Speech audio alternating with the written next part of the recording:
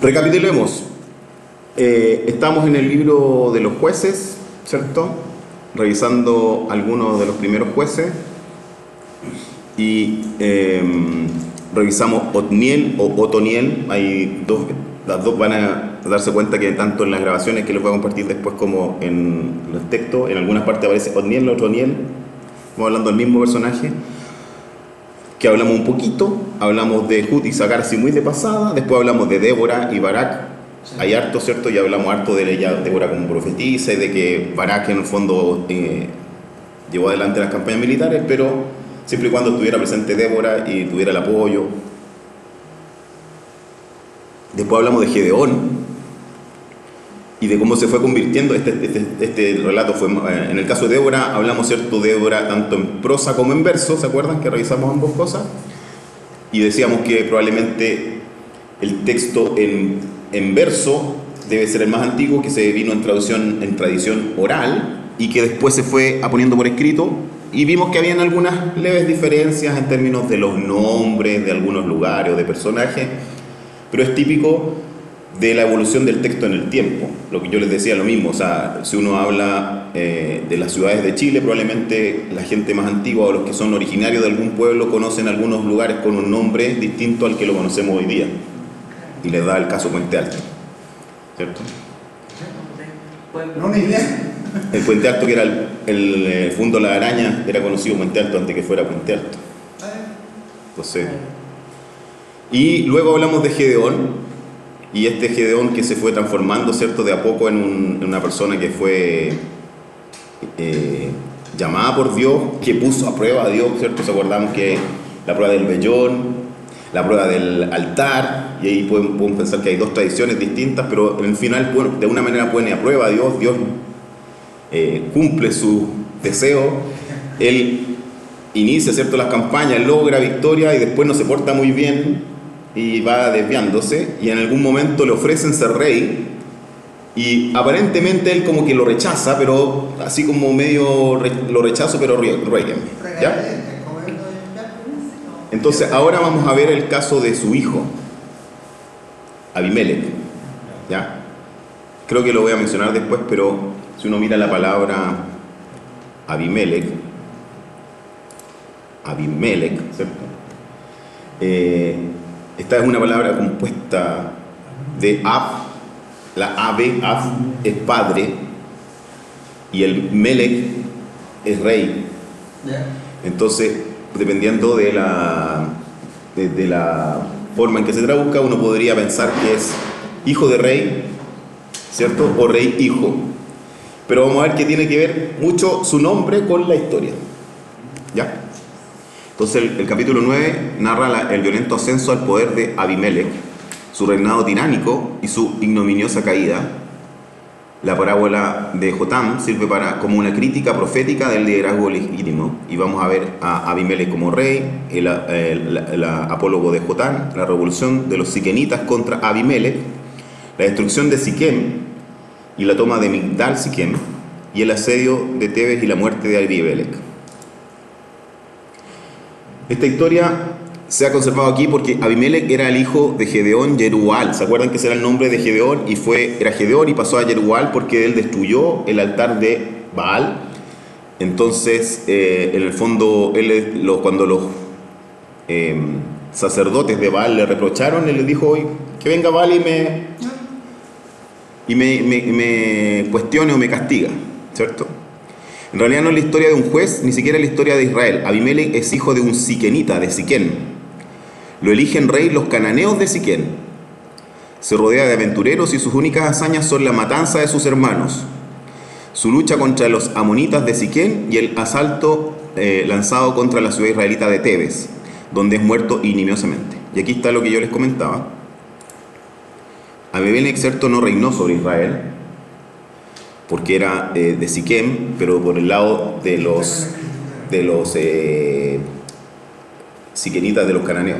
Entonces, Abi, en español se traduce con B larga, pero es Abi, Abi significa padre, y Melech, le puse ahí en mayúscula las letras, ¿cierto? Es como una A, no es una A, pero suena como A, una B, y esta es una M, se lee de acá para allá, MLK. Y los puntitos que están abajo te dan el significado de los sonidos como vocales. Entonces, Abimelech viene siendo como mi padre es rey o hijo de rey, uno podría leerlo así, ¿cierto? ¿Y depende de la entonación te va dando el significado más concreto? No. Es una palabra que se compone de fondo de dos raíces. La raíz Ab de padre y la raíz MLK, Melech, que es rey. El relato es ciertamente histórico y nos da luces sobre condiciones de la época. Israel y Canaán viven como buenos vecinos y el régimen político que representa este reinado mantiene la situación de las cartas de Amarna. ¿Se acuerda que vimos las cartas de Amarna? En que los distintos reyes, cuando estaban siendo invadidos en los tiempos de Josué por los judíos, los israelitas, ¿cierto? Ellos pedían auxilio al faraón de Egipto. Entonces las cartas de Amarna nos dan a conocer esta región en el siglo XIV a.C. El reino de Abimelech es un fracaso y el relato sirve al propósito del redactor desfavorable a la monarquía. Lo que está tratando el redactor que usa este texto para poner es decir, miren, fíjense, ser rey de Israel no es algo bonito, no es algo que deseemos. Nuestro rey es Yahvé, es Dios, ¿cierto? Para él la realeza humana no demuestra su valor, más aún es inútil. O sea, la realeza no sirve de nada, como demuestra el apólogo de Jonatán que vamos a ver, ¿cierto? La fábula utilizada pudo tener una existencia independiente antes de que se utilizara para ilustrar la historia de Jeroboam y Abimelech. Gaal recuerda a que los israelitas en otros tiempos pactaron una alianza en Hamor, príncipe jevita de Siquem, con Hamor. Eso fue en Génesis 34. En consecuencia, deben considerarse vasallos de los propietarios de Siquem. Las excavaciones de Siquem manifiestan una destrucción de la ciudad durante el siglo XII a.C. O sea, hay una relación ahí más o menos temporal. Vamos entonces. Abimelech, hijo de Jerubbaal, marchó a Siquem, donde sus hermanos maternos, ¿se acuerdan que Jerubbaal o Gedeón había tenido cuántos hijos? Como 100 hijos, ¿cierto? Eran como 100 hijos. Tú dijiste que había uno que era como el... Vamos a ver aquí, donde sus hermanos maternos, y les dijo a ellos, a todos, el clan de la familia de su madre: decid esto, por favor, a oídos de todos los señores de Siquem. ¿Qué es mejor para vosotros? Que os esté mandando 70 hombres, esos eran los hijos, ¿cierto? Todos los hijos de Jerubbaal, o que os mande solo uno. Recordad, además, que yo soy de vuestros huesos y de vuestra carne. Gedeón, 70 hijos con distintas mujeres, no con la misma mujer. Sus hermanos maternos hablaron de él en los mismos términos a todos los señores de Siquem, y su corazón se inclinó hacia Abimelech, porque se decían, es nuestro hermano. O sea, probablemente Abimelech, como decían aquí, era hijo de alguien de Siquem, de una mujer de Siquem, por lo tanto era el más cercano a ellos. Le dieron 70 ciclos de plata del templo de Baal-Berit, con los que Abimelech contrató a hombres miserables y a vagabundos que se fueron con él. Fue entonces a casa de su padre en Ofrá y mató a sus 70 hermanos varones, los hijos de Jerubbaal, sobre una misma piedra.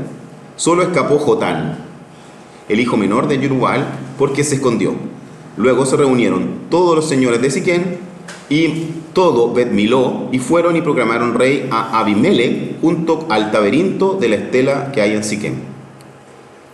Probablemente estos señores que aparecen aquí son propietarios agrícolas que manejaban el tema económico, ¿cierto?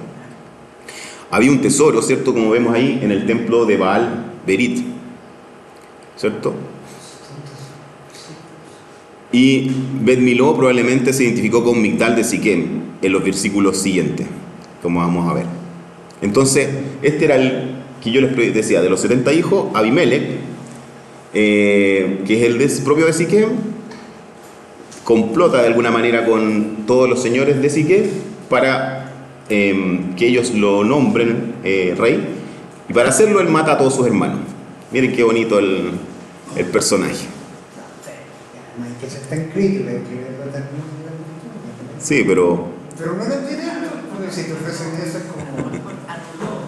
Claro.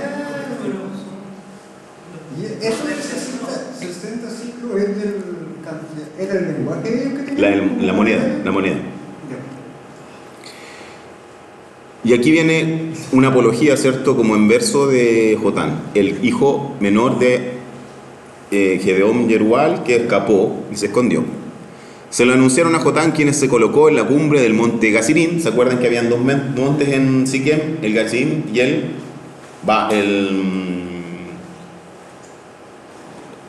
Ebal, ¿cierto? Y que según la tradición que vimos, en uno se hicieron bendiciones y otros maldiciones, pero si uno lee la tradición samaritana, la cuestión es al revés. Y probablemente siempre hubo una disputa de cuál de los dos montes era el que realmente donde se programaron las bendiciones. Entonces dice Jotán, y aquí es lo que le leí en el principio, él usa probablemente una historia existente, y esta es lo más probable que haya sido transmitida de manera oral, porque está en verso y se debe haber mantenido en el tiempo. Escuchadme, señores de Siquem, y que Dios os escuche. Los árboles propusieron ungir a uno como su rey. Dijeron al olivo: sé tú nuestro rey. Le respondió el olivo: voy a renunciar a mi aceite, con el que son honrados los dioses y los hombres, para ir a mecerme por encima de los árboles. Los árboles dijeron a la higuera: ven tú, reina sobre nosotros. Le respondió la higuera: voy a renunciar a mi dulzura y a mi sabroso fruto para ir a mecerme por encima de los árboles. Los árboles dijeron a la vid: ven tú, reina sobre nosotros. Le respondió la vid: voy a renunciar a mi mosto, que alegra a los dioses y a los hombres, para ir a mecerme por encima de los árboles. Todos los árboles dijeron a la zarza: ven tú, reina sobre nosotros. La zarza respondió a los árboles: si con sinceridad venís a ungirme a mí para reinar sobre vosotros, llegad y cobijaos a mi sombra. Si no es así, brote fuego de la zarza y devore los cedros del Líbano. Se fijan, usa una metáfora para decir en el fondo, de todos los árboles, de todos los hijos de Gedeón que habían, tal vez con mayores atributos como personas, ninguno quiso asumir el liderazgo, y le ofrecieron quizá al menos importante o al peor de todo, la zarza, que termina siendo el que complota con los otros señores de Siquem para matar a su hermano y ser nombrado rey. Esta fábula, esto es una fábula, ¿cierto? Pone escenas de plantas o animales, que se puede ver también varias veces en Proverbios. Sin embargo, este es un género literario universal muy propio de Mesopotamia, de Egipto, de Grecia. Esta fábula pudo tener existencia independiente antes de que se utilizara para ilustrar la historia de Yerubal y Abimelech. O sea, puede haber sido que el autor usara esta fábula existente para explicar la situación histórica. No necesariamente que haya sido fruto de Jotán, como estaba ahí dicho. Y continúa. Ahora pues, ¿creéis haber obrado con sinceridad y lealtad al elegir a Abimelech? ¿Os habéis portado bien con Yerubal y su familia y le habéis tratado según el mérito de sus manos? Acuérdense que mataron a todos los hijos. Mi padre combatió por vosotros, arriesgó su vida, os libró de la mano de Madián. Vosotros, en cambio, os habéis alzado hoy contra la casa de mi padre. Habéis matado a sus 70 hijos varones sobre una misma piedra, y habéis puesto por rey a Abimelech, el hijo de su esclava, sobre los señores de Siquem, por ser él vuestro hermano. Sí, pues, obrando con sinceridad y lealtad con Yerubal y con su familia en el día de hoy, que Abimelech sea vuestra alegría y vosotros la suya. De lo contrario, que salga fuego de Abimelech y devore a los señores de Siquem y de Bet Miló, y que salga fuego de los señores de Siquem y Bet Miló y devore a Abimelech. Ahí hace la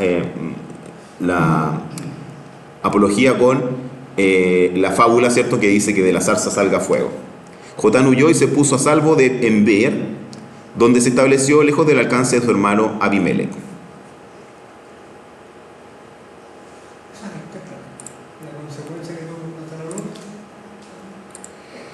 Revolución de los siquinitas contra Abimelech. Abimelech gobernó 3 años en Israel. Pero Dios envió un espíritu de discordia entre Abimelec y los señores de Siquén, que traicionaron a Abimelec. De este modo, el crimen cometido contra los 70 hijos de Jerubbaal sería vengado, y su sangre caería sobre su hermano Abimelec, que los habría asesinado, y sobre los señores de Siquem, que les habían ayudado a asesinar a sus hermanos. Los señores de Siquem prepararon contra él emboscadas en la cima de los montes y saqueaban a todo el que pasaba cerca del camino. Y se le dio aviso a Abimelec. Gaal, hijo de Obed, acompañado de sus hermanos, vino a pasar por Siquem y ganó la confianza de los señores de la ciudad. Salieron estos al campo a vendimiar sus viñas, pisaron las uvas, hicieron fiesta y entraron en el templo de su Dios. Comieron y bebieron y maldijeron a Abimelec. Entonces Gaal, hijo de Obed, exclamó: ¿Quién es Abimelec y qué es Siquem para que le sirvamos? ¿Por qué el hijo de Jerubbaal y Zebul, un lugarteniente, no ha de servir a la gente de Hamor, padre de Siquem? ¿Por qué hemos de servirle nosotros? ¿Quién pusiera este pueblo en mis manos? Yo echaría a Abimelec y le diría que reforzase su ejército y saliera a luchar. Zebul, gobernador de la ciudad, se enteró de la presencia de Gaal, hijo de Obed, y montó en cólera. Acuérdense que al principio dijimos que previamente en el Génesis había habido un pacto entre Abraham, ¿cierto? Y mencionado aquí, se me fue el nombre, Hamor, que era padre de Siquem. Entonces había un pacto previo entre los israelitas y Siquem hecho entre Abraham y Hamor.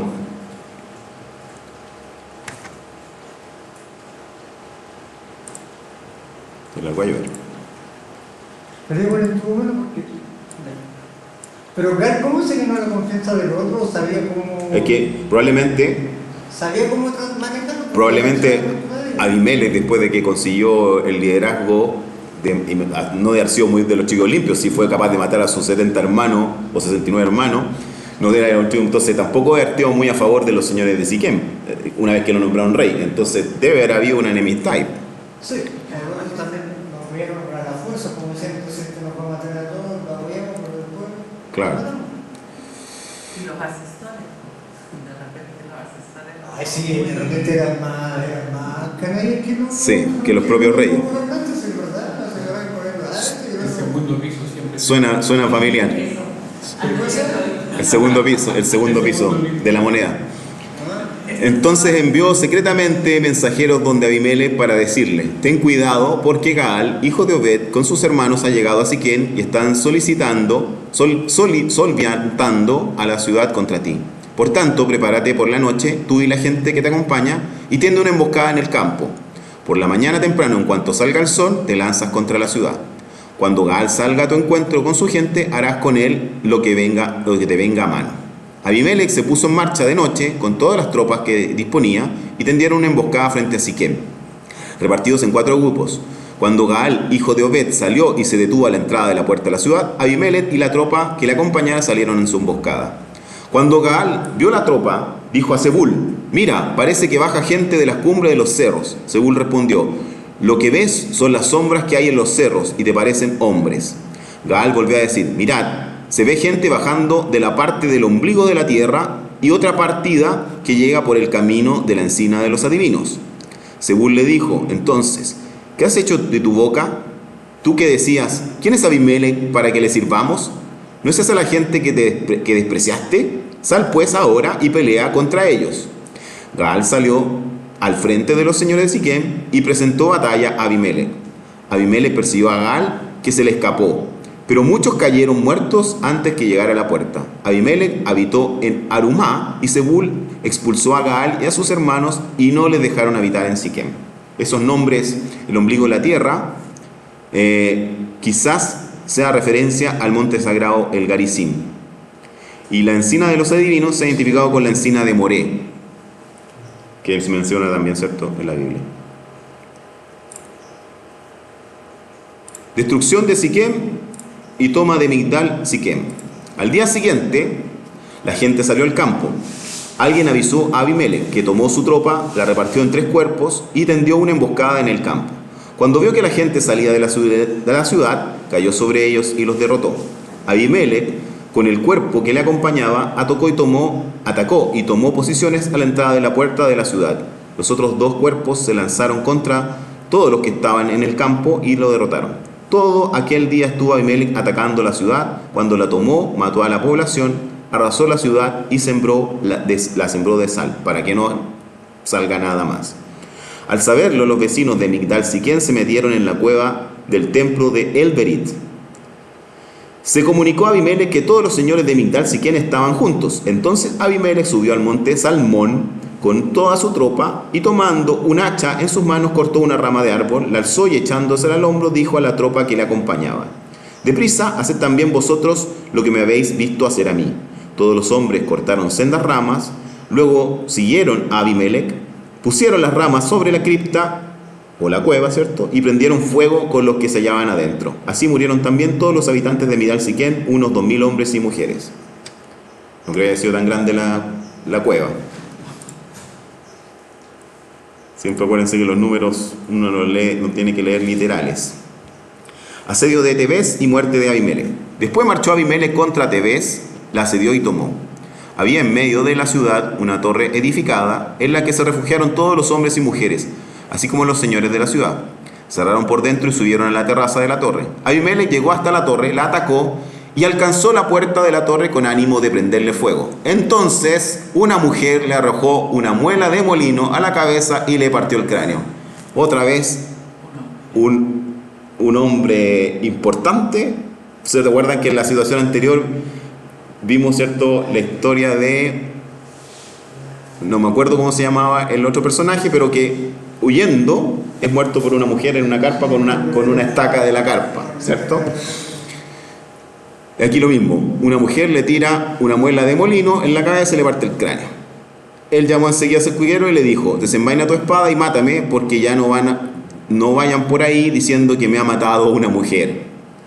Su escudero la atravesó y murió. Cuando la gente de Israel se enteró que Abimelech había muerto, volvió cada uno a su lugar. Así devolvió Dios a Abimelech el mal que había hecho a su padre al matar a sus 70 hermanos. Y así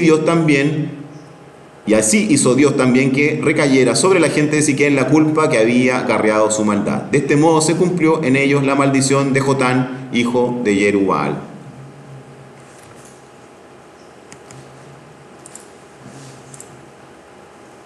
Y el que le atravesó el discurso a Dios que lo encontró muerto, que se murió. No, pues él dijo: «Aquí estoy desganándome con la cabeza partida, Sí, pero que nadie se entere que me mató una mujer, tú atraviésame con una espada», porque sería como...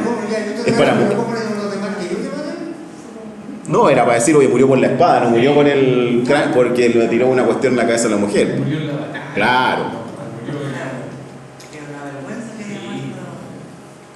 Entonces, recapitulando, vimos, ¿cierto?, a Otniel del clan de Caleb, de la tribu Judá, que está por ahí acá abajito, ¿cierto?, por acá abajito. Vimos a Ehud de la tribu de Benjamín, que está aquí en el centro. Algunos menores muy de pasada, Sangar de Benjamín. Hablamos de Débora y Barak de la tribu de Efraín, está aquí, también en el centro. ¿Juzgado marcaba toda la zona verde? Sí. Gedeón Jerubbaal de la tribu de Manasés, probablemente de la tribu de Manasés del lado de este territorio, no de la Cisjordania, no de la Transjordania. Y esos son los que hemos visto, ¿cierto? Y por último, Abimelech, que dijimos no era israelita, era de Siquem, que de alguna manera es más que hablar de un juez o de un rey de Israel, son truenos. Más que hablar de un rey de Israel, estamos hablando, ¿cierto?, de la antítesis. O sea, lo que está diciendo el texto bíblico es: miren lo malo que es tener un rey, miren lo que hacen los reyes, cómo son de malos, cómo se comportan. Ustedes no necesitan más rey que Dios, que Yahvé. Y seguimos avanzando. Entonces, capítulo 10, Jueces marca una transición en la narrativa del libro. Este texto fundamental resume brevemente los juicios de Tolá y Jair antes de centrarse en la opresión amonita y el arrepentimiento de Israel. El capítulo explora temas como el ciclo del pecado, que hemos estado mirando, ¿se acuerdan? El ciclo del pecado. Se olvidan de Dios, cometen pecado porque dan culto a los Baales y a las Aserá. Se arrepienten y le piden ayuda a Dios. Dios nombra un juez, ese juez los libera, pasan años, una generación, 2 generaciones, 40, 80 años, ¿cierto? Y se volvían a olvidar y vuelven a caer en lo mismo y el ciclo se repite, se repite, se repite. Entonces, ¿es por la falta de generaciones, tú? O sea, también como que propio de conocimiento la humanidad nomás, por nada más. En este tiempo pensaba en eso mismo que veíamos de las generaciones. Sí. Venezuela, conversaron con una niña de allá, donde fue más fuerte el terremoto, en esa parte, donde fue el epicentro, donde se cayó. Ellos hace 30 años atrás tuvieron unos aluviones terribles que se llevó todo y volvieron a construir el mismo. ¿Dónde mismo? Pasaron, como 40 años, pasaron 20 años y construyeron ahí mismo. O sea, no aprendemos, ¿viste? El capítulo explora entonces... No. El capítulo explora temas como el ciclo del pecado, las consecuencias de la idolatría y la reunente misericordia de Dios. La respuesta divina al clamor de Israel es particularmente sorprendente.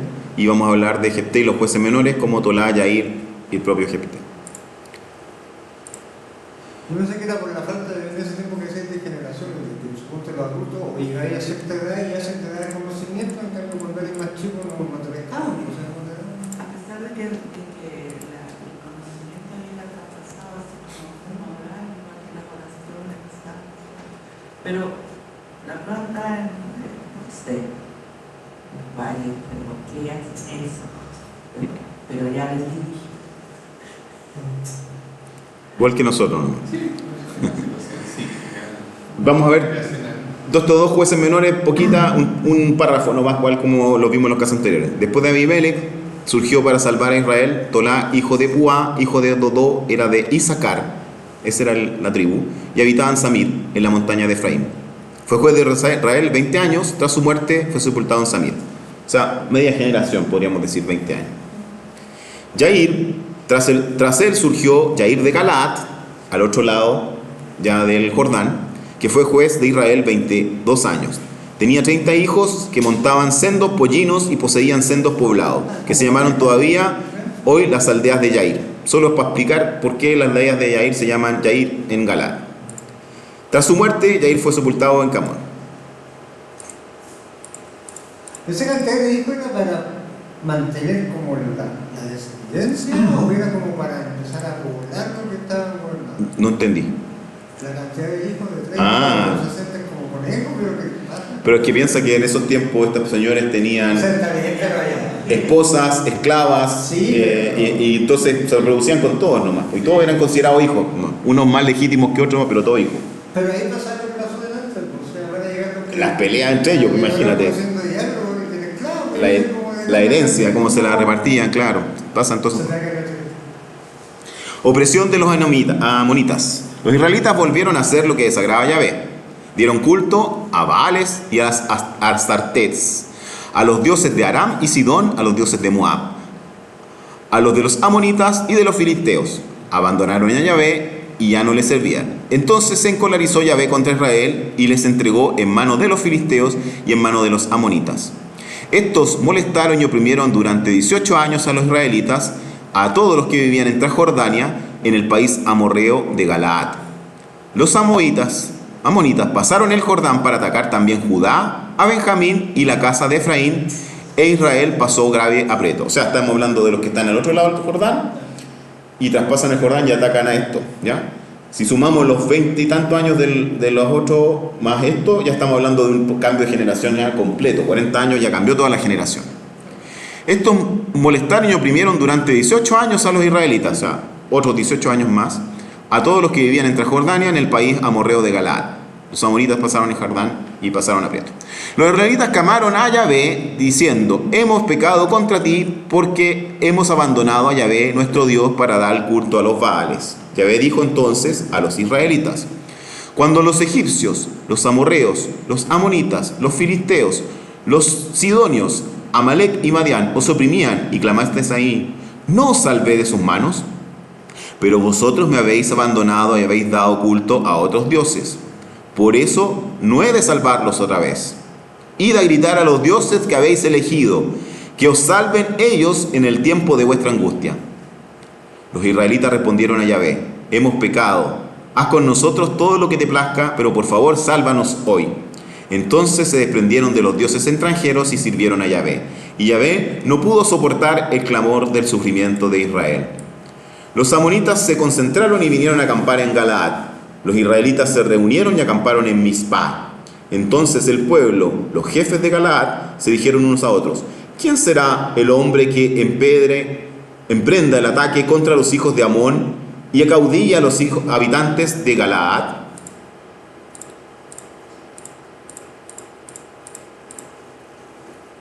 Me salté. Pasamos al capítulo 11. El capítulo 11 presenta la controvertida historia de Jefté. Este complejo texto narra el ascenso de Jefté, que pasaría a ser juez, y su negociación con los amonitas y su voto imprudente. El cumplimiento del voto de Jefté plantea cuestiones éticas desafiantes, y vamos a ver a qué se refiere con el voto.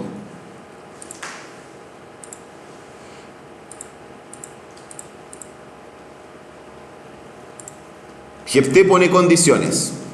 Jefté el Galadita era un valiente guerrero, era hijo de una prostituta, y era Galad el que había engendrado a Jefté.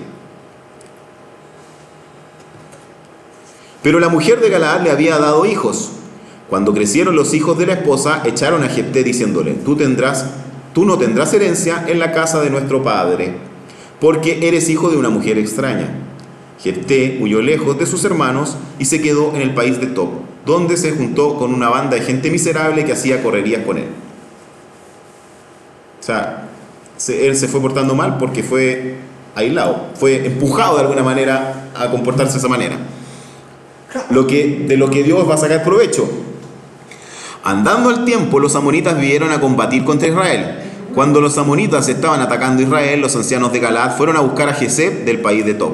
Le dijeron a Jefté: ven, tú serás nuestro caudillo en la guerra contra los amonitas. Pero Jefté respondió a los ancianos de Galaad: ¿no sois vosotros los que me odiabais y me echasteis de la casa de mi padre? ¿Por qué acudís a mí ahora para que estáis en apuros? Los ancianos de Galaad replicaron a Jefté: por eso ahora volvemos donde ti, ven con nosotros. Tú atacarás a los amonitas y serás nuestro jefe y el de todos los habitantes de Galaad. Jefté respondió a los ancianos de Galaad: si me hacéis volver para combatir a los amonitas y Yahvé me los entrega, yo seré vuestro jefe.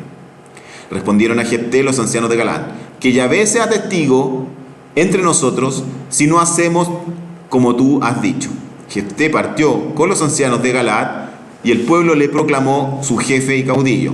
Y Jefté repitió todas sus condiciones delante de ellos, delante de Yahvé en Mizpah. Conversaciones de Jefté con los amonitas. Me anduve equivocando aquí con lo... No, como se escondían las palabras. Conversaciones de Jefté con los amonitas. Jefté envió al rey de los amonitas mensajeros que le dijeron: ¿qué tenemos que ver tú y yo para que vengas a atacarme en mi propio país?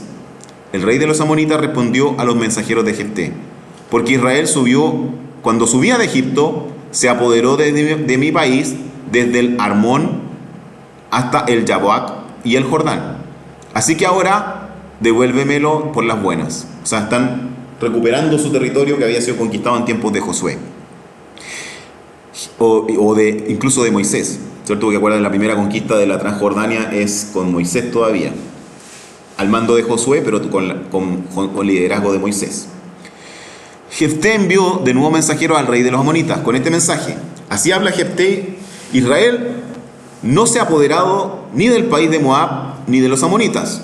Cuando subió de Egipto, Israel caminó por el desierto hasta el mar de Suf y llegó a Jades. Entonces Israel envió mensajeros al rey de Edom para decirle que por favor les dejara pasar por su país. Pero el rey de Edom no les atendió. Les envió también al rey de Moab, que tampoco accedió, e Israel se quedó en Cades. Recuerden que había caminos que atravesaban los reinos, que era el camino del rey, que era de los egipcios, para pasar hacia el norte. Entonces lo único que estaban pidiendo permiso era pasar por esos caminos, sin hacer combate, digamos.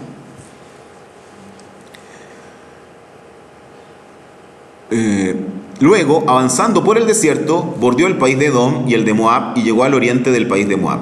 Acamparon a la otra parte del Armón sin cruzar la frontera de Moab, pues el Hermón es el límite de Moab. Israel envió mensajeros a Sihón, rey de los amorreos, que reinaba en Hesbón, y le dijo que por favor le dejara pasar por su país hasta llegar a su destino. Pero Sihón le negó a Israel el paso por su territorio, reunió toda su tropa que acampó en Yahaz y atacó a Israel. Yahvé, Dios de Israel, entregó a Sihón y a todo su pueblo en manos de Israel, que tras derrotarlos, conquistó todo el país de los amorreos que habitaban allí. Así conquistaron todo el territorio de los amorreos, desde el Armón hasta el Yaboc, y desde el desierto hasta el Jordán. De modo que, después de que Yahvé, Dios de Israel, ha quitado su heredad a los amorreos en favor de su pueblo Israel, ahora tú se lo vas a quitar a Israel. ¿No posees tú ya todo lo que tu Dios Camós ha quitado para ti a tus poseedores? Pues igualmente vosotros poseemos todo lo que Yahvé nuestro Dios ha quitado para nosotros a sus poseedores. O sea, está diciendo, Dios me entregó este territorio.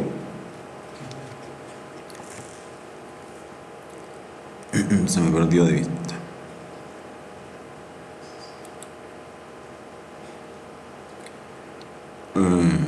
¿Vas a ser tú más que Balac, hijo de Zippor, rey de Moab? ¿Pudo acaso él hacerse fuerte contra Israel y luchar contra él?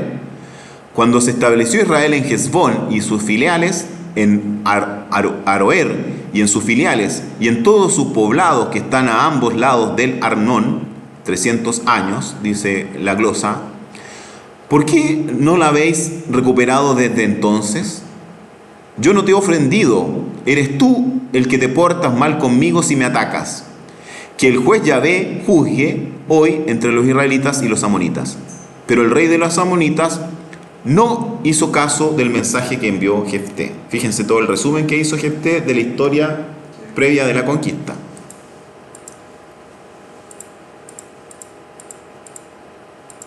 El voto de Jefté y su victoria. El espíritu de Yahvé vino sobre Jefté, que recorrió Galaad y Manaset, pasó por Mispe de Galaad, y de aquí se dirigió donde los amonitas. Y Jefté hizo un voto a Yahvé: si entregas en mis manos a los amonitas, el primero que salga de la puerta de mi casa a mi encuentro, cuando vuelva victorioso de los amonitas, será para Yahvé y lo ofreceré en holocausto. Jefté pasó al territorio de los amonitas para atacarlos, y Yahvé los entregó en sus manos. Los derrotó desde Aroer hasta cerca de Minit, 20 poblados, dice la glosa, y hasta Abel Keramim. La derrota fue grandísima y los amonitas fueron humillados delante de los israelitas. Fíjense, hace un ofrecimiento de sacrificio humano como hubieran hecho el culto a los Baales, no el culto a Yahvé. Pero resulta que cuando Jefté volvió a Mizpá, a su casa, su hija salió al encuentro bailando al son de panderetas.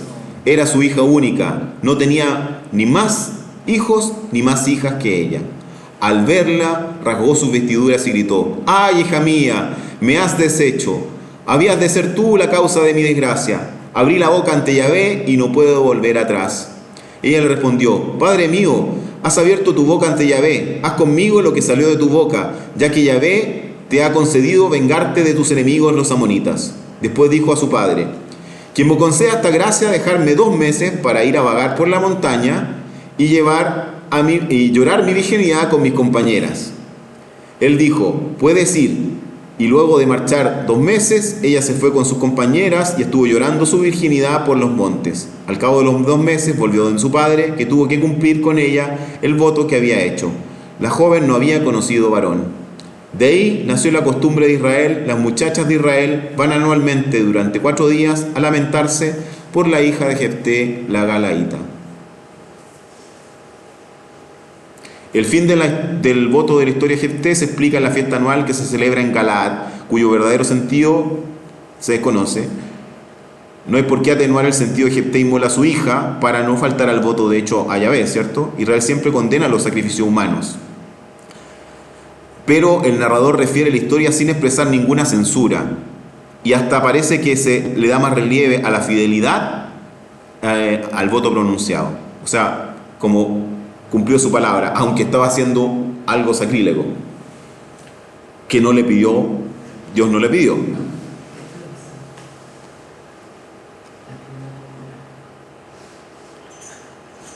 Ir a vagar es como quedar sin descendencia, se miraba como una desgracia y un deshonor para la mujer, ¿cierto? Por eso es que ella va a lamentar que va a morir virgen, porque no conoció varón, ¿cierto? No va a tener descendencia, y por lo tanto Jefté tampoco. ¿Y en esos 2 meses que anduvo demorando no podía conocer a nadie? No, porque acuérdense, claro, acuérdense que en esos tiempos el matrimonio era primero un acuerdo en el que no había convivencia, y después venía la convivencia después de mucho tiempo. Entonces tampoco, aunque hubiera estado comprometida, no podía. Si ella se acostaba con un hombre, estaba cometiendo adulterio. El capítulo 12 de Jueces concluye la narración de Jefté y presenta a jueces menores. Este texto tenso describe el conflicto entre Jefté y los efraimitas de Efraín, ¿cierto?, que resultó en una guerra civil. La palabra Shibolet se convierte en una palabra fatal. Se menciona brevemente 3 jueces menores, sí, porque van de pasada nomás. Vamos a ver por qué los nombran en un reglón nomás. Guerra contra Efraín y Galaad, muerte de Jefté. Los hombres de Efraín se juntaron, pasaron el Jordán en dirección de Safón y dijeron a Jefté: ¿por qué has ido a atacar a los amonitas y no nos han invitado a marchar contigo? Vamos a prender fuego a tu casa contigo adentro. Jefté le respondió: teníamos un gran conflicto, mi pueblo y yo, con los amonitas. Os pedí ayuda y no me libraste de sus manos. Cuando vi que nadie venía a ayudarme, arriesgué la vida, marché contra los amonitas y Yahvé los entregó en mis manos. ¿Por qué pues habéis subido contra mí para hacerme la guerra? Entonces Jefté reunió a todos los hombres de Galaad y atacó a Efraín, que fue derrotado por los galaditas. Los de Efraín solían decir: vosotros los galaditas sois fugitivos de Efraín, en medio de Efraín, en medio de Manasés. O sea, había un conflicto entre las tribus. Galaad cortó a Efraín los vados del Jordán, y cuando los fugitivos de Efraín decían: dejadme pasar, los hombres de Galaad preguntaban: ¿eres efraínita? Si respondían no, le añadían: pues di Chibolet, pero le decían Sibolet, porque no podían pronunciar correctamente. Entonces le echaban mano y los degollaban junto a los vados del Jordán. Perecieron en aquella ocasión 42.000 hombres de Efraín. Jefté juzgó a Israel 6 años. Cuando Jefté el Galadita murió, fue sepultado en la ciudad de Mizpá, Galaad. Jefté es un juez menor, como los que le preceden y siguen, y respecto de él se da el mismo clase de indicaciones: su familia, sobre su duración de su judicatura y sobre su sepultura. Pero de Jefté había de narrar una historia de liberación que equipara a los grandes jueces. El redactor de Deuteronomista ha alargado mucho la introducción de esta historia, en la misma línea que vimos en el capítulo 2, fin de la vida de Josué y la interpretación religiosa del periodo de los jueces. El relato de la guerra de liberación contra los amonitas ha sido recargado con la adición pseudohistórica del mensaje de Jefté al rey de los amonitas y con la historia del voto de Jefté. Se le ha añadido el conflicto con Efraín y Galaad. Y ahí vamos a analizar este texto. La gente de Efraín dijo a Gadán: ¿por qué has hecho esto contra nosotros y convocarnos cuando íbamos a Madián? Discutieron con él violentamente. Él le respondió, ¿cierto? Los hombres de Efraín juntaron, pasaron el Jordán, porque ha ido a atacar a los amonitas, ¿cierto? Le están reprochando, ¿se acuerdan? Ya, los efraínitas parecen reprochar a la tribu de Jefté haberse emancipado, pues antes formaban parte de la casa de José, en particular de la tribu de Manasés. Y en Números 26 vemos eso. Hijos de Manasés: Maquir del clan Mariquita. Maquir engendró a Galaad, de Galaad el clan Galaadita. ¿Ya? Efraín, que lucha por la supremacía. Acuérdense que en Efraín había quedado Josué y Josué había muerto, entonces de alguna manera sentían que el liderazgo tenía que ser traspasado a ellos. Se inquieta por el amplio poder concedido a Jefté. Y lo de la palabra que yo les decía ahí, ¿se acuerdan que decía, unos decían Chibolet y los otros decían Sibolet? Es porque es como se escribe. La palabra Chibolet significa espiga de trigo y se escribe, fíjense, así. Esa letra con el puntito a la derecha, hoy día cuando lo interpretamos se pronuncia como una she, CH, Chibolet. Pero si la misma letra le ponemos el puntito al otro lado, se pronuncia como sin, una shin y la otra es sin. ¿Pero ellos le hacían leer la palabra escrita? No, lo pronunciaron, aquí no había escritura. Entonces, cuando pronunciaban mal la palabra, sabían de dónde era, porque unos tenían una pronunciación y otros tenían, probablemente la palabra también tenía una significación distinta, como lo pronunciaban, ¿ya? Entonces, por eso es que era una palabra clave, y de alguna manera con el acento descubrían de dónde era. Si vamos a los evangelios, ¿se acuerdan que los maestros de la ley, los fariseos, sabían que eran galileos los discípulos? Porque era la forma que hablaban. Probablemente hablaban mucho más acampado que los de la ciudad, o de manera... Entonces tenían un tono de voz distinto, algunas palabras distintas que los delataban. Como hoy día nosotros podemos saber que alguien es del campo o del norte o muy del sur, dependiendo, ¿cierto?, cómo hablan, ¿cierto? Lo mismo dirán los del norte y del sur o este santiaguino por la forma en que habla. Ibzán, otro juez. Después de él fue juez de Israel Ibzán de Belén. Tenía 30 hijos y 30 hijas. A estas se les casó fuera y de fuera trajo 30 mujeres para sus hijos. Fue juez de Israel 7 años. Tras su muerte, Ibzán fue sepultado en Belén. ¿Se fijan? De todos dicen quién era, hijo de quién, cuántos hijos tuvo y dónde murió. Eso es lo único que dicen de estos jueces. El otro lo mismo. Después de él fue juez en Israel Elón de Zabulón. Jugó Israel 10 años. Tras su muerte, Elón de Zabulón fue sepultado en Ayalón, tierra de Zabulón. Después de él fue juez de Israel Abdón, hijo de Iliel de Piratón. Tenía 40 hijos y 30 nietos que montaban 70 pollinos. Jugó Israel 8 años. Tras su muerte, Abdón, hijo de Iliel de Piratón, fue sepultado en Piratón, en tierra de Efraín, en la montaña de los Amalecitas. Entonces, vamos revisando los otros mayores, que vamos a ir viendo ahora. Jefté de la tribu de Galaad, y vamos a ver a continuación Sansón de la tribu de Dan. Estamos hablando de Galaad, que está acá a este lado, Gad o Galaad, acá, Gad o Galaad, ¿cierto? Y Sansón de la tribu de Dan, que vamos a ver que en un principio estaba en este territorio que es filisteo y que después va a aparecer por acá arriba, porque nunca logra conquistar ese territorio. Después Tolá de la tribu de Isaacar está aquí. Yair de la tribu de Gal-Galaad también, que lo vimos recién, al otro lado, ahí en la mano derecha. Isbán de Belén, probablemente de Zabulón, no el Belén que nosotros conocemos, sino que de Zabulón, acá arriba. Otro Belén. Elón de la tribu de Zabulón. Abdón de la tribu de Efraín, de aquí. Capítulo 13 de Jueces. Comienza la saga de Sansón. Este misterioso texto narra el anuncio angelical del nacimiento de Sansón a Manoá y su estéril esposa. El voto nazareno de Sansón se establece antes de su nacimiento. Vamos a hablar, estamos dentro del capítulo de Jefté y los jueces menores, ¿cierto? Hablando de Sansón, ¿cierto? Estamos dentro de todos esos jueces, vamos llegando al último juez que es Sansón. ¿Siempre eran 12 o aumentaban?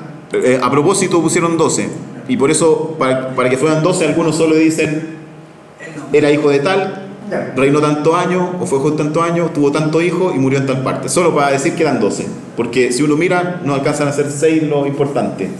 Y dentro de eso, uno como Abimelech, que nunca fue juez, ni israelita, ¿cierto?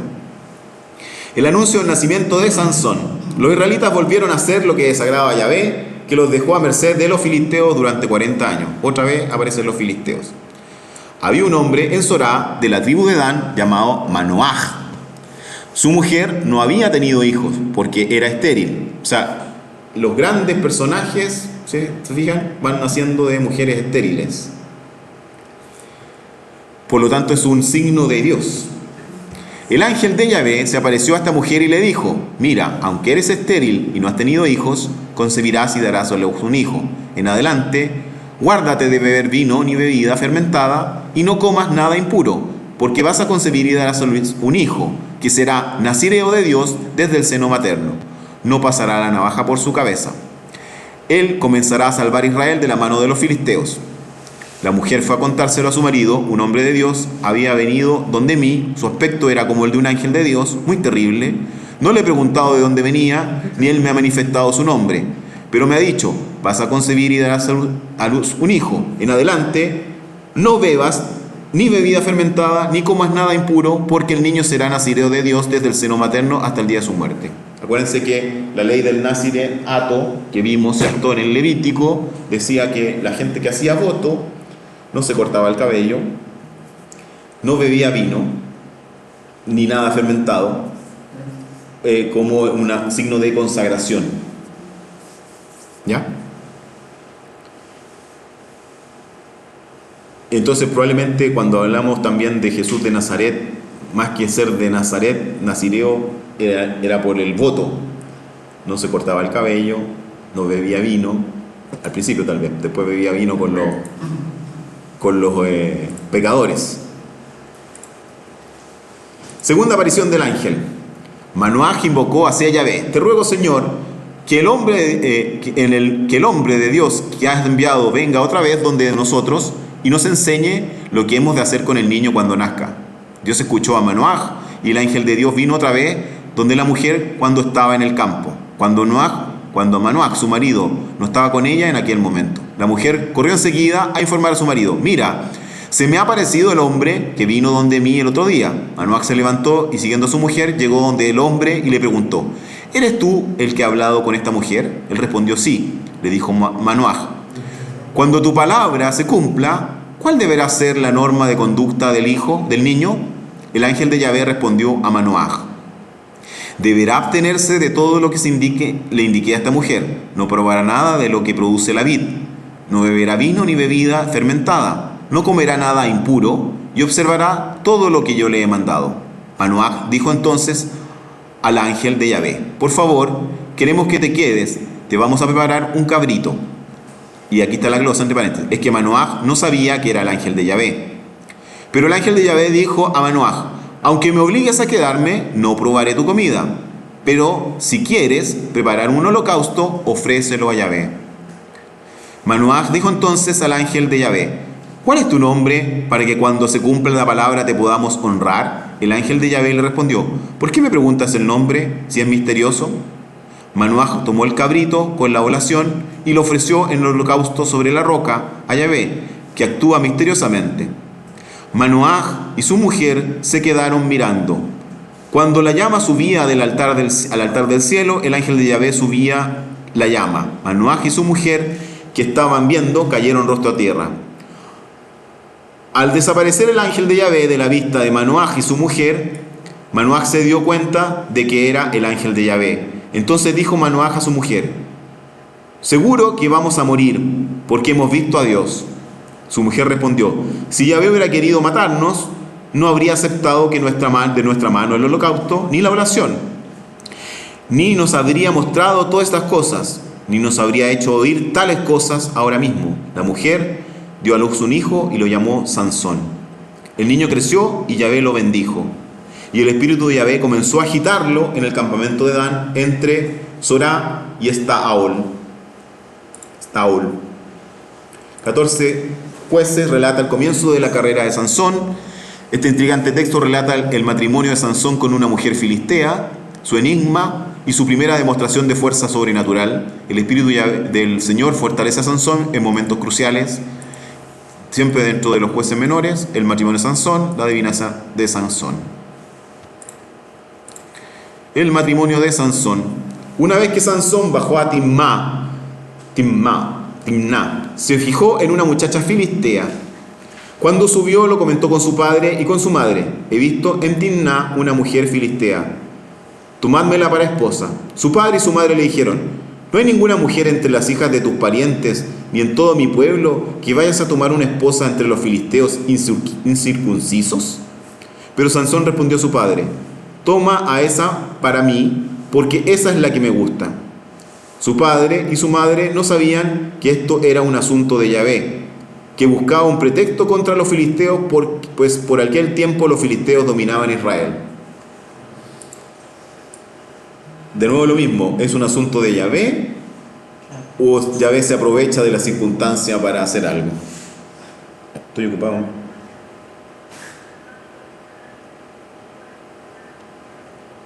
No. Sansón bajó a Timná y al llegar las hijas a las viñas del pueblo, vio un leoncito que venía rugiendo a su encuentro. El espíritu de Yahvé le invadió y sin tener nada en la mano, Sansón despedazó al león como se despedaza un cabrito. Pero no contó ni a su padre ni a su madre lo que había hecho. Bajó y habló con la mujer de la cual le agradó. Algún tiempo después volvió Sansón para casarse con ella. Dio un rodeo para ver el cadáver del león y resulta que en el esqueleto del león había un enjambre de abejas con miel.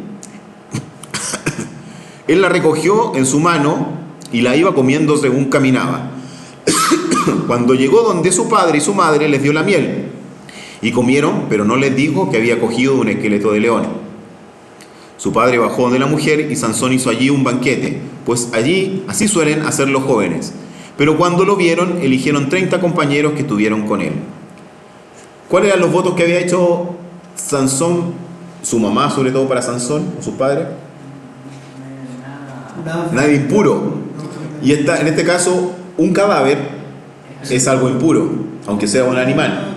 Y él toma la miel del animal impuro, por lo tanto, según la ley del Levítico, se hace impuro, y se lo ofrece a sus padres haciéndolo impuro. Entonces empieza ya a incumplir su nazeirato, ¿cierto?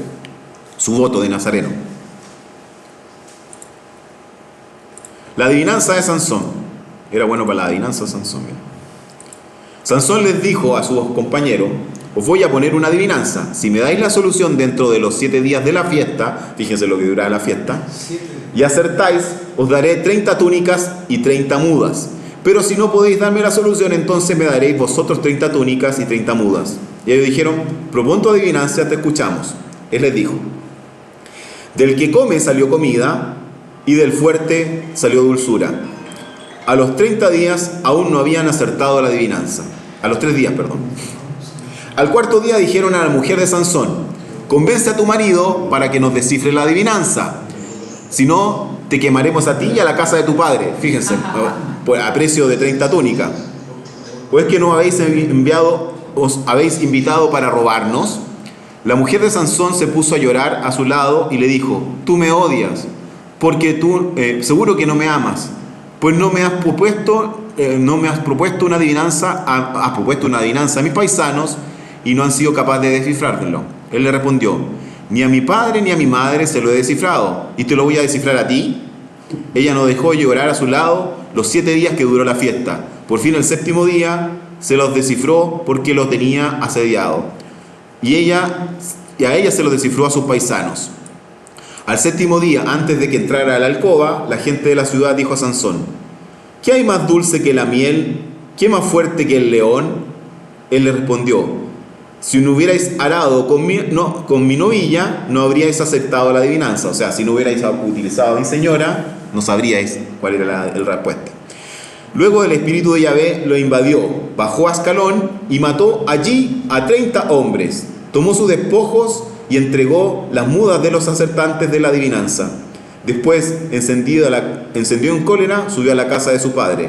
La mujer de Sansón pasó a ser de un compañero suyo al que había tenido de compañero. O sea, mató filisteos para cumplir su apuesta y no tomó a la mujer como esposa, y la tomó como esposa uno de sus compañeros. Capítulo 15 de Jueces. Continúan las hazañas de Sansón contra los filisteos. Este dinámico texto narra las represalias de Sansón por la traición de su esposa, que culminaron con la muerte de muchos filisteos. Se destaca el milagro del agua de la roca de Lejí. Sansón quema las mieses de los filisteos. Algún tiempo después, por los días de la siega del trigo, fue Sansón a visitar a su mujer llevando un cabrito. Al llegar: quiero acostarme con mi mujer en la alcoba. Pero el padre de ella no lo dejó entrar. Le dijo: como pensé que ya no la querías, se la di a tu compañero. ¿No vale más su hermano menor? ¿No vale más su hermana menor? O sea, le ofrece ahora a la otra hija: haz la tuya en lugar de la otra. Sansón le replicó: esta vez soy inocente del daño que pueda hacerle a los filisteos. Se fue Sansón y cazó 300 zorras. Cogió las teas y, juntando a los animales de cola en cola, puso una tea en medio de las dos colas. Prendió fuego a las teas y luego, soltando a la zorra por las mieses de los filisteos, incendió las gavillas y el trigo todavía en pie y hasta las viñas y los olivares. Y los filisteos preguntaron: ¿quién ha hecho esto? Le respondieron: Sansón, el yerno del Timita, porque éste tomó a su mujer y se la dio a su compañero. Entonces los filisteos subieron y quemaron a aquella mujer y a la casa de su padre. Sansón le dijo: ya que os portáis así, no he de parar hasta vengarme de vosotros. Y les midió las costillas, causándoles gran estrago. Después bajó a la gruta de la roca de Efrán y ahí se quedó. La tea es una astilla o trozo de madera, preferentemente de pino, naturalmente impregnada en resina. Actúa como mecha o antorcha encendido ultra rápido, siendo una de las yescas más naturales efectivas incluso en los climas fríos. O sea, en el fondo puso en las zorras una astilla encendida y con eso incendió los trigales, los viñedos y todo. Las zorras, peleando entre ellas, tratando de liberarse, incendiaron todo.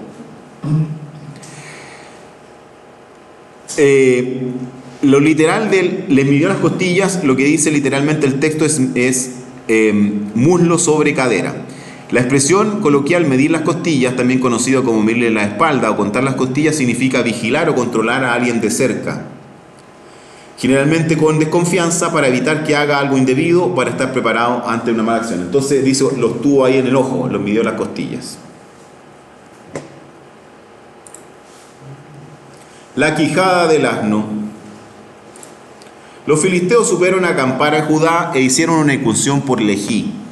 Los hombres de Judá les dijeron: ¿por qué habéis subido a atacarnos? Respondieron: hemos subido para amarrar a Sansón, para hacer con él lo que él ha hecho con nosotros.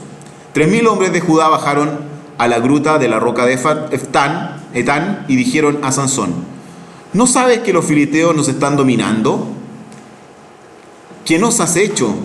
Él le respondió: les he tratado del mismo modo que me trataron ellos a mí. Ellos le dijeron: hemos bajado para amarrarte y entregarte a manos de los filisteos. Sansón les dijo: juradme que no me vais a matar vosotros mismos. Le respondieron: no, solo queremos amarrarte y entregarte en sus manos. Pero matarte no te mataremos. Lo amarraron pues con 2 cordeles nuevos y lo sacaron de entre las rocas. Cuando llegaba a Lejí y los filisteos corrían a su encuentro con gritos de triunfo, el espíritu de Yahvé vino sobre él. Entonces los cordeles que sujetaban sus brazos fueron como hilos de lino que se queman al fuego, y las ligaduras se deshicieron entre sus manos. Encontró una quijada de asno, todavía fresca, alargó la mano y la cogió y mató con ella a 1000 hombres. Sansón dijo entonces: con quijada de asno los amontoné, con quijada de asno a 1000 hombres sacudí. Probablemente ese verso es tradición oral. Cuando terminó de hablar, tiró la quijada, por eso se llamó aquel lugar Ramat Lejí.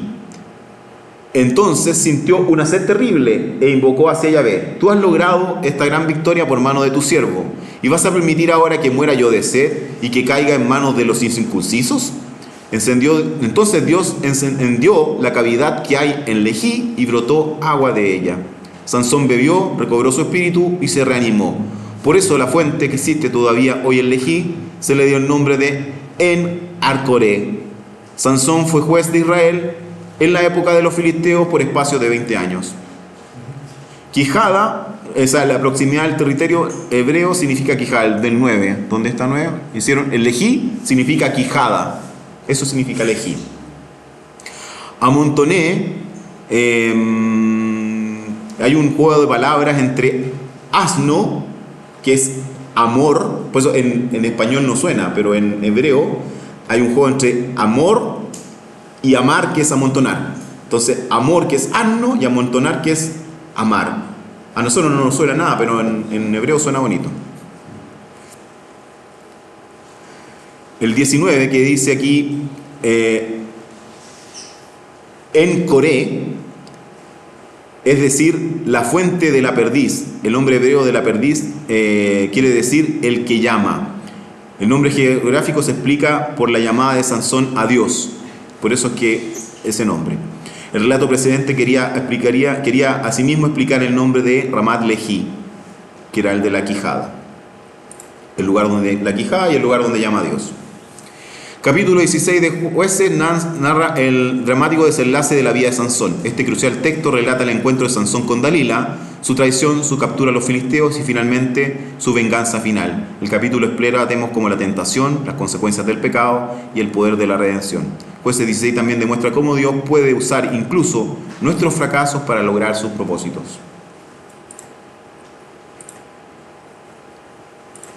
El episodio de las puertas de Gaza. De allí Sansón se dirigió a Gaza. Allí vio una prostituta y entró en su casa. Alguien avisó a los hombres de Gaza que había venido Sansón. Ellos le cercaron y le estuvieron acechando a la puerta de la ciudad. Estuvieron tranquilos toda la noche pensando, esperemos hasta que despunte el día y lo mataremos. O sea, una vez que se quede dormido.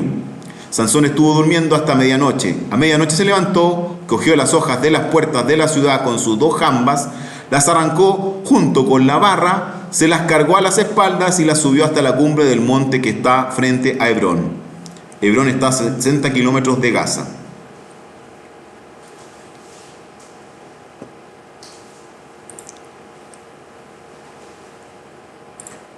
Traicionado por Dalila. Después de esto, se enamoró de una mujer de la vaguada de Sorek, que se llamaba Dalila. Los tiranos de los filisteos subieron donde ella y le dijeron: sácale y entérate de dónde le viene esa fuerza tan enorme y cómo podríamos dominarlo para amarrarlo y tenerlo sujeto. Cada uno de nosotros te dará 1100 ciclos de plata. Dalila dijo a Sansón: dime por favor de dónde viene esa fuerza tan grande y con qué habría de atarte para tenerte sujeto. Sansón le respondió: si me amarran con 7 cuerdas de arco todavía frescas, sin dejarlas secar, me debilita y sería como un hombre cualquiera. Los tiranos de los filisteos llevaron a Dalila 7 cuerdas de arco frescas, sin secar aún, y lo amarró con ellas. Tenía ella hombres apostados en la alcoba. Entonces le gritó: los filisteos te atacan, Sansón. Él rompió las cuerdas del arco como se rompe el hilo de la estopa en cuanto siente el fuego. Así que no se descubrió el secreto de su fuerza. Entonces Dalila dijo a Sansón: te has reído de mí y me has mentido. Dime pues, por favor, ¿con qué habría de atarte? Él le respondió: si me amarran bien con un cordeles de nuevo sin usar, me debilitaría y sería como un hombre cualquiera. Dalila cogió unos cordeles nuevos, lo amarró con ellos y le gritó: los filisteos te atacan, Sansón.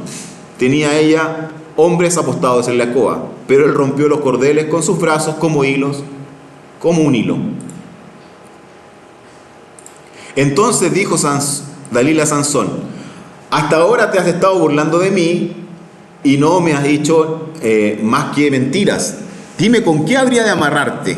Él respondió: si tejieras las 7 trenzas de mi cabello con la trama y las clavaras con una clavija del tenedor, me debilitaría y sería como un hombre cualquiera.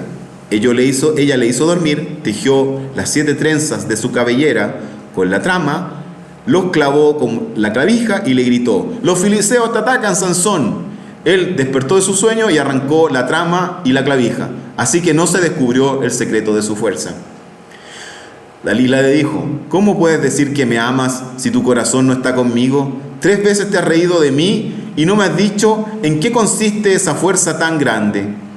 Como todos los días le asediaban con sus palabras y lo importunaba, aburrido de la vida, le abrió todo su corazón y le dijo: la navaja no ha pasado jamás por mi cabeza, porque soy nazireo de Dios, desde el vientre de materno.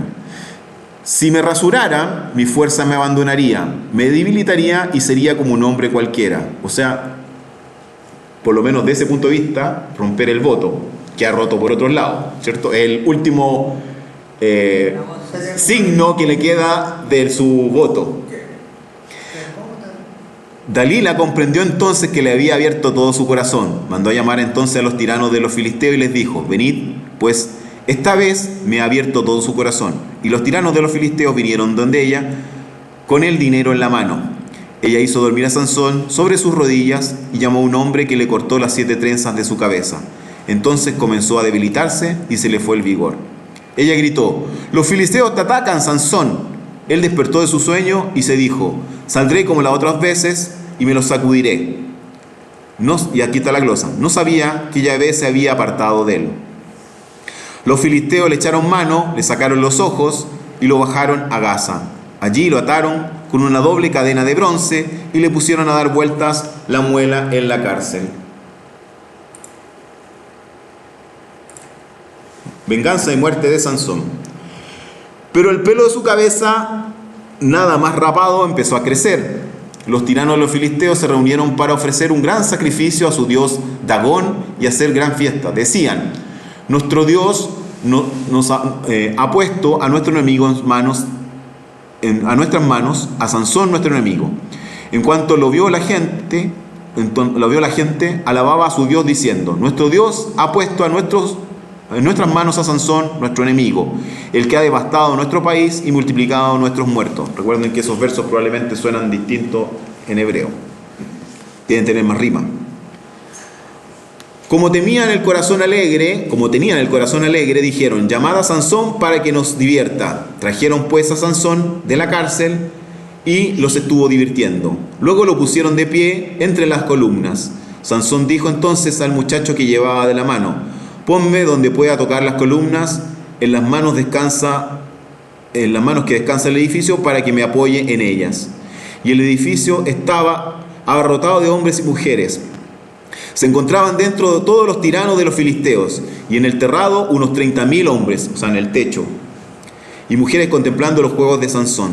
Sansón invocó a Yahvé y clamó, dijo: Señor Yahvé, dígnate acordar de mí, haz fuerte, aunque solo sea esta vez, oh Dios, para que dé un golpe que me vengue de los filisteos por mis dos ojos.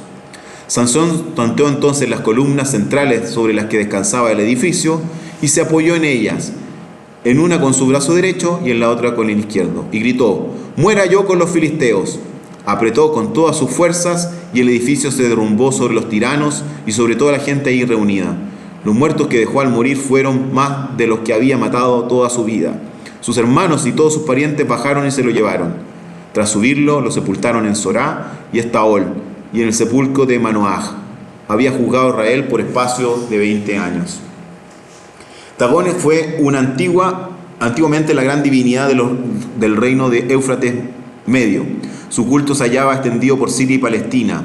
Había sido adoptado por los filisteos, que muy pronto parecen haber olvidado de todo la fuente original de su religión. Pensemos que los filisteos probablemente tenían un origen griego de ese lado.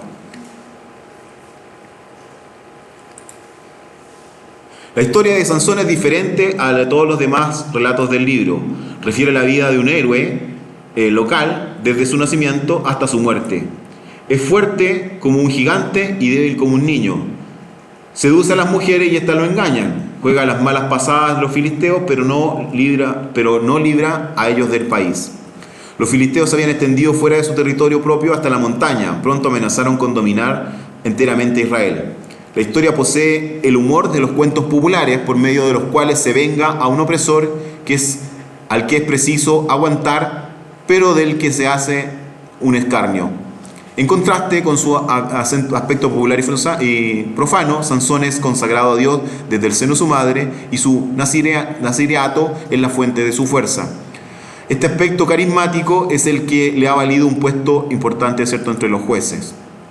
El relato es una colección de anécdotas: el nacimiento de Sansón, el matrimonio y enigma, Sansón y los filisteos con una primera conclusión, Sansón en Gaza, Sansón y Dalila, cautiverio y muerte de Sansón con una segunda conclusión. La tribu de Dan había recibido territorio donde se hallaban las localidades citadas: Sorá, Estoal, Timná, como decía el juez 19, pero emigró hacia el norte. Las aventuras de Sansón parecen suponer una situación posterior a esta emigración, en la que no intervienen los filisteos. Pero en algunos clanes que se quedaron en sus sitios vivían mezclados con los cananeos y sujetos a los filisteos. El redactor deuteronomista trata de conciliar el matrimonio de Sansón con su función de adversario de los filisteos. Sansón contrae un matrimonio en el que el marido no cohabita con su mujer, pero la visita trayéndole regalos. Es una clase de matrimonio conocido en los antiguos derechos orientales y entre los árabes. Sansón no ha llevado consigo a las mujeres a los jóvenes acompañantes que se exige para la fiesta, y el clan de la mujer le provee los acompañantes. El número de 30 es enorme, quizás se le quiere honrar, quizás se desconfía de él. Mujeres son las que han metido a Sansón en todas sus aventuras. De estas ha salido gracias a la fuerza que Dios da al hombre que le está consagrado. Una última mujer lo perderá, Dalila, porque le hará faltar a su voto de nazareo. El fin de Sansón encierra una soberana grandeza. Da su vida poniendo en juego por última vez contra sus enemigos, el pueblo, la fuerza que ha recibido de Dios. Se piensa que hay mucha similitud entre este Sansón y las historias de Hércules, de origen griego, porque probablemente hay una influencia, por medio de los filisteos, de esa cultura griega y esos relatos, ¿cierto? Y que de alguna manera este relato es como el Hércules israelita, el Sansón. No existen como hallazgos que uno puede decir que el Sansón es un personaje histórico, pero sí tiene mucho asidero con la realidad. En los templos de los filisteos que han encontrado ruinas son templos levantados sobre dos pilares centrales. Por lo tanto, si tú botas esos dos pilares, se viene abajo el templo completo. Así que por lo menos de ese punto de vista, el relato tiene un asidero histórico. No se puede corroborar, pero tiene un asidero histórico. El capítulo 17 de Jueces comienza con la narrativa del declive de moral de Israel. Este texto revelador describe la historia de Miqueas, quien establece un santuario privado con ídolos y contrata a un levita como sacerdote personal. El capítulo ilustra la confesión espiritual y moral, la confusión espiritual y moral de la época, destacando el alejamiento del pueblo de los verdaderos caminos de Dios. Jueces 17 sirve de advertencia contra el sincretismo religioso. Como colofón del apéndice, ¿cierto?, del libro, vienen dos relatos, el santuario de Mica y el santuario de Dan, y el crimen de Geba y la guerra contra Benjamín, que tienen relación un poco con el declive religioso, ¿ya? Hacen relación con los levitas. Todo lo anterior era la historia de los jueces, ¿cierto?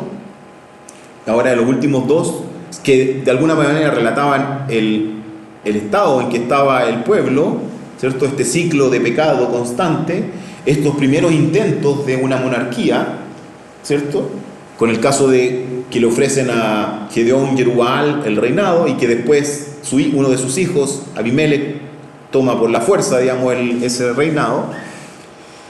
Y ahora van a mostrar la declive moral religiosa que también se está produciendo en medio de la tribu de Leví. El santuario privado de Mica. Había en la montaña de Efraín un hombre llamado Miqueyahu. Miqueyahu significa quien como Yahvé. Mica, Yahú. Yahú es como la palabra le hacía a la misma raíz, piensan que de Yahvé. En cierta ocasión dijo a su madre: los 1100 ciclos de plata que te quitaron y por los que lanzaste una maldición, incluso oí que dijiste: esa plata la tengo yo la robé. Su madre respondió: que mi hijo sea bendito de Yahvé. Y le devolvió los 1000 ciclos de plata. Su madre dijo: yo había consagrado solemne y espontáneamente por mi hijo esa plata a Yahvé, para hacer con ella una imagen y un ídolo de fundición, pero ahora te la devuelvo. Pero él restituyó la plata de su padre. Su madre tomó 200 ciclos de plata y los entregó al fundidor. Este le hizo una imagen, un ídolo de metal fundido, dice la glosa, que quedó en casa de Micayahu. Este hombre, Mica, que tenía un santuario, hizo un efod y unos terafín e invistió a uno de sus hijos que vino a ser su sacerdote. En aquel tiempo no había rey en Israel y cada uno hacía lo que le parecía bien. Recordemos algunas cositas antes de seguir avanzando. Los sacerdotes eran descendientes de la tribu de Leví y particularmente de Aarón. Nadie podía ser sacerdote si no era de la tribu de Leví y no era del clan de Aarón. Aquí él nombra a su propio hijo sacerdote. Además se hace un efod, ¿cierto? Que eran para, lo vimos en los capítulos anteriores, era para la adivinación. Y hace un ídolo, una figura de madera que estaba prohibido en el código, ¿cierto?, levítico. Había un joven en Belén de Judá, del clan de Judá, que era levita y residía allí como forastero. O sea, era levita, era de Judá y estaba en esta zona que dijimos que estaba en Efraín, ¿cierto?, como forastero. Este hombre dejó la ciudad de Belén de Judá para ir a residir donde pudiera. Haciendo su camino, llegó a la montaña de Efraín, a la casa de Micá. Micá le preguntó: ¿de dónde vienes? Le respondió: soy un levita de Belén de Judá. Vengo de paso para residir donde pueda. Micá le dijo: quédate en mi casa y serás para mí un padre y un sacerdote. Te daré 10 siclos de plata al año, más el vestido y la comida. El levita accedió a quedarse en casa de aquel hombre y el joven fue para él como uno de sus hijos. Micá invistió al levita, el joven fue su sacerdote y se quedó en casa de Micá. Y Micá pensó: ahora sé que Yahvé me favorecerá porque tengo a este levita como sacerdote en mi propio santuario. Capítulo 18 de Jueces. Continúa la narrativa del declive moral, centrándose en la tribu de Dan. Este intrigante relato relata la migración de los danitas, el robo de los ídolos de Miqueas y el establecimiento de su propia ciudad y culto idólatra. El capítulo revela las consecuencias de falta de liderazgo espiritual y la desobediencia a la voluntad de Dios. Los danitas en busca de territorio. Por aquel tiempo no había rey en Israel. Por entonces la tribu de Dan buscaba un territorio donde habitar, porque tenía problemas con los filisteos en el territorio de la franja de Gaza. Pues hasta aquel día no le había tocado heredad entre las tribus de Israel. No había podido capturar la que le habían dado, ¿cierto? Los danitas enviaron a 5 hombres de su familia, hombres valientes, de Zorá y Estaol, para recorrer todo el país y explorarlo. Les dijeron: id a explorar esa tierra. Llegaron a la montaña de Efraín, cerca de la casa de Micá, y pasaron allí la noche. Como estaban cerca de la casa de Micá, reconocieron la voz del joven levita, probablemente el acento del hombre de la tribu de Judá.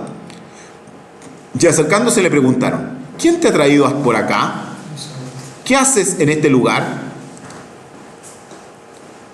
¿Qué se te ha perdido aquí?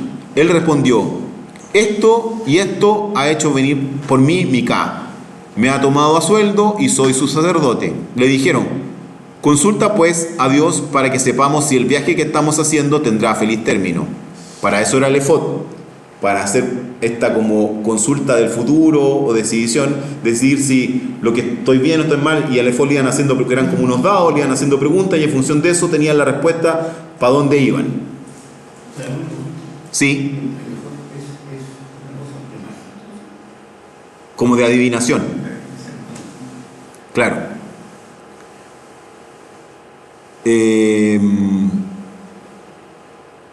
Les respondió el sacerdote: id en paz, el viaje que hacéis está bajo la mirada de Yahvé. Los 5 hombres partieron y llegaron a Lais. Vieron que la gente que habitaba allí vivían seguras, según las costumbres de los sidonios, tranquilos y confiadas, que nada faltaba allí y que cuando produce la tierra, que estaban lejos de los sidonios y que tenían relación con los amorreos. Volvieron entonces donde sus hermanos, a Zorá y Estaol. Estos le preguntaron: ¿qué noticias traéis? Ellos respondieron: preparaos y ataquémosle, porque hemos visto el país y es excelente. Y no os quedáis ahí parados sin decir nada. No dudéis en partir e ir a conquistar aquella tierra. Cuando lleguéis os encontraréis con un pueblo tranquilo. El país es espacioso y Dios lo ha puesto en nuestras manos. Es un lugar en el que no falta nada de lo que pueda haber sobre la tierra. O sea, están hablando del nuevo lugar donde van a ir a habitar al norte del territorio de Israel. La migración de los danitas. Partieron pues de allí el clan de los danitas, de Zorá y Estaol, 700 hombres bien armados. Subieron y acamparon en Kiriat Yeraim, en Judá. Por eso todavía hoy se llama aquel lugar el campamento de Dan. Está detrás de Kiriat Yeraim. De allí pasaron a la montaña de Efraín y llegaron a la casa de Micá. Los 5 hombres que habían ido a recorrer la tierra tomaron la palabra y dijeron a sus hermanos: ya sabéis que aquí, en estas casas, hay un efod, unos terafín, una imagen y un ídolo de metal fundido. Considerad pues lo que habéis de hacer. Les paso el dato. Una vez llegados allá, entraron a la casa del joven levita, la casa de Micá, y le dieron el saludo de la paz. Los 600 hombres, los danitas, con sus armas de guerra, se quedaron en el umbral de la puerta. Los 5 hombres que habían ido a recorrer la tierra subieron, entraron dentro y cogieron la imagen, el efod, los terafín y el ídolo de la fundición. Entre tanto, el sacerdote estaba en el umbral de la puerta de los 600 hombres armados. Aquellos pues, entrando en la casa de Micá, cogieron la imagen, el efod, los terafín, el ídolo de fundición. El sacerdote les dijo: ¿qué estás haciendo? Calla, le contestaron. Pon la mano en la boca y ven con nosotros. Serás para nosotros padre y sacerdote. ¿Prefieres ser sacerdote de la casa de un particular a ser sacerdote de una tribu y de un clan de Israel? Se alegró con ellos el corazón del sacerdote, tomó el efod, los terafín, la imagen y se fue en compañía de la tropa. Reemprendieron el camino colocando en la cabeza a las mujeres, los niños, los rebaños y los objetos preciosos. Estaban ya lejos de la casa de Micá cuando los hombres de las casas vecinas a la casa de Micá dieron la alarma y salieron a persecución de los danitas. Al avistarlos le gritaron. Los danitas se volvieron y dijeron a Micá: ¿qué te pasa para gritar así? Respondió: me habéis quitado a mi Dios, el que yo me había hecho, y a mi sacerdote. Vosotros os marcháis, y a mí, ¿qué me queda? Y encima me decís: ¿qué te pasa? Los danitas le contestaron: calla de una vez, no sea que algunos, irritados, caigan sobre vosotros y pierdas tu vida y la de tu familia.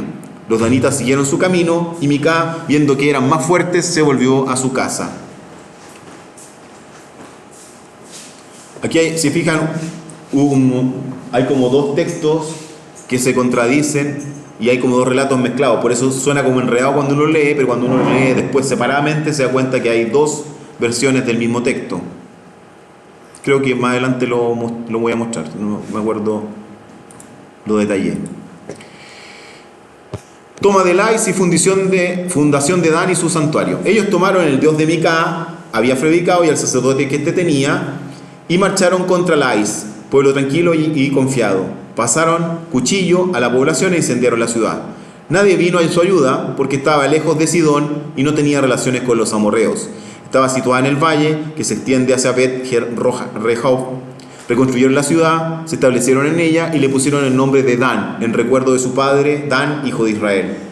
Aunque antiguamente la ciudad se llamaba Lais.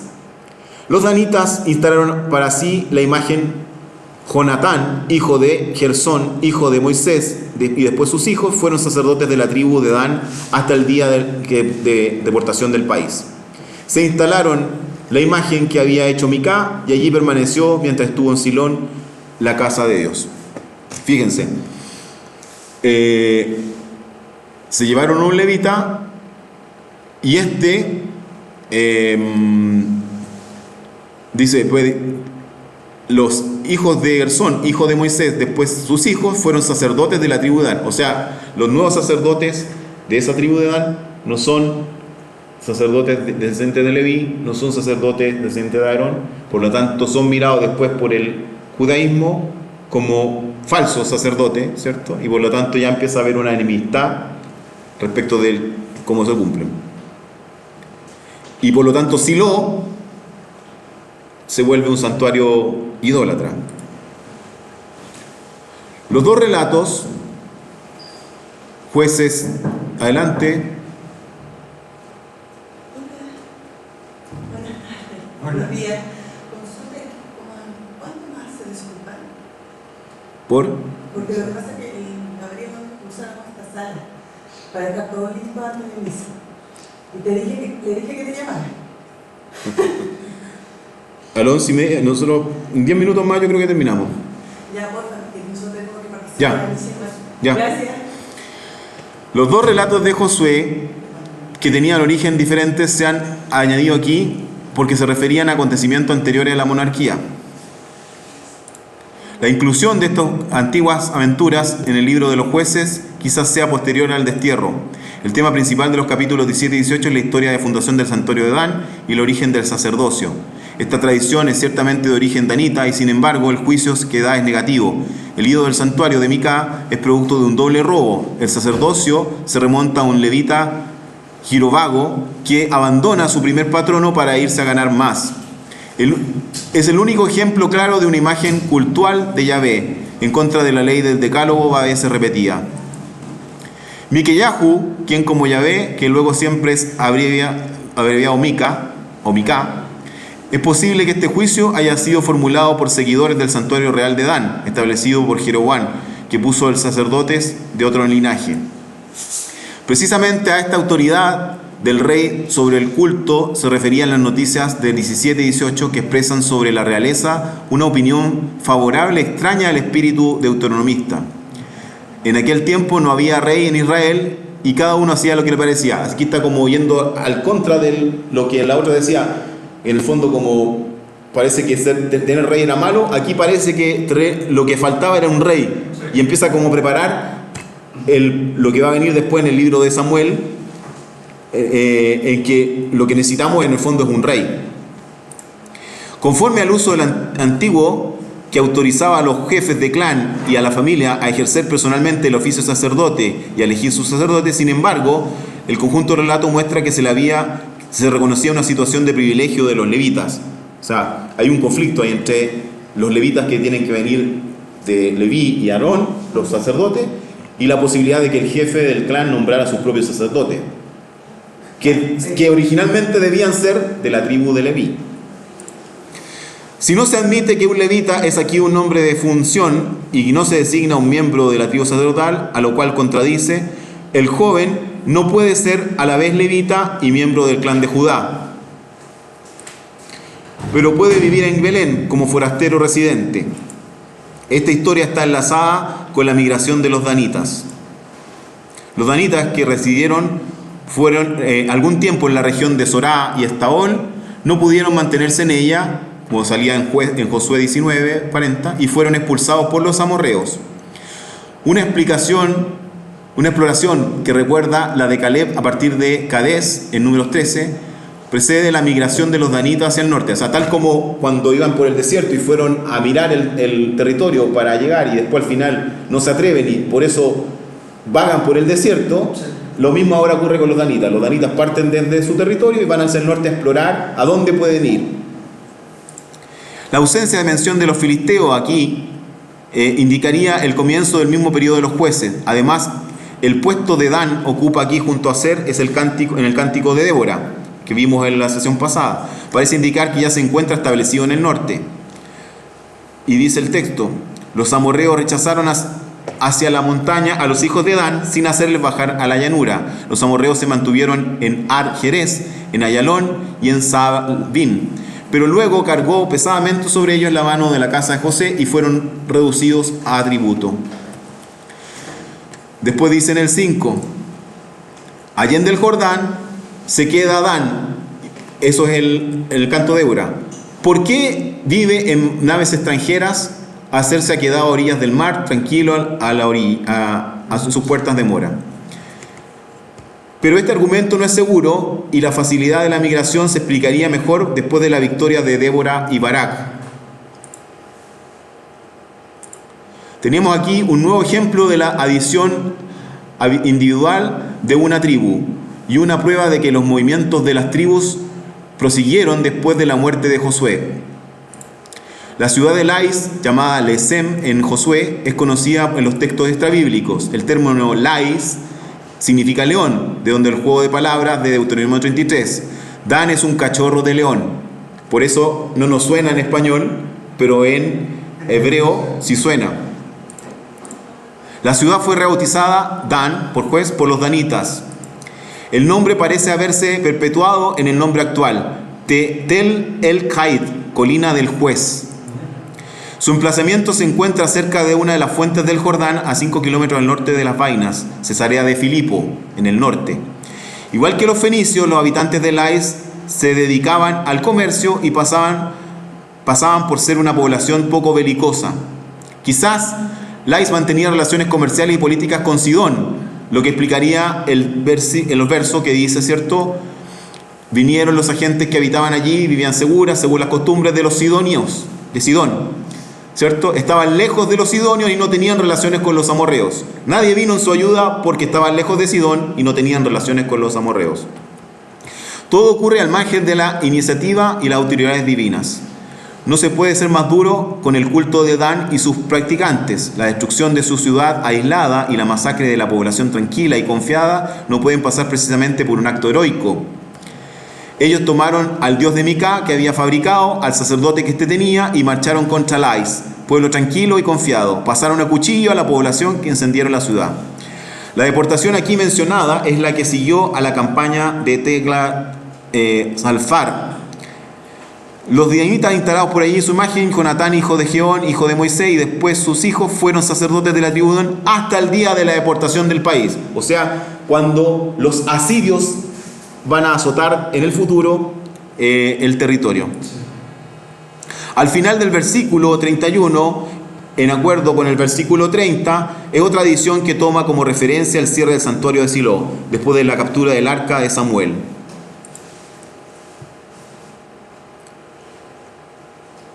Ya, vamos a dejar para la próxima sesión el capítulo 19 con el último relato, que es el crimen de Gebá y contra Benjamín, que muestra otro aspecto de este declive, ¿cierto?, de los levitas y del cómo va decayendo esta historia, y cómo vamos a cerrar también al principio de la próxima sesión el libro de los jueces para empezar a abrir el libro de Samuel.